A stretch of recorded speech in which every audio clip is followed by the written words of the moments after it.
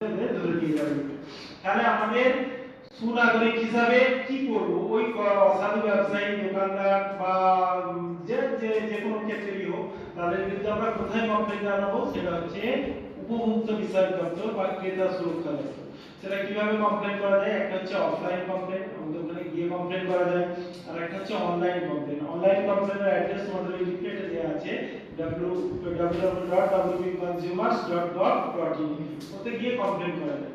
এবার আমরা বলি, আমি তো গুডস কিনে ঠকার কথা বললাম, যে টিভি হতে পারে, mobile, AC, fridge, washing machine, গাড়ি বাড়ি সব কিছু কিনে ঠকে যেতে পারি। এটা বাইক কিনলাম, তার সার্ভিস ফ্রি আছে, সার্ভিস দিচ্ছে না। হ্যাঁ, এটা টিভি কিনলাম, তার হয়তো পিকচার টিউবে কাঁপছে, এটাও হতে পারে।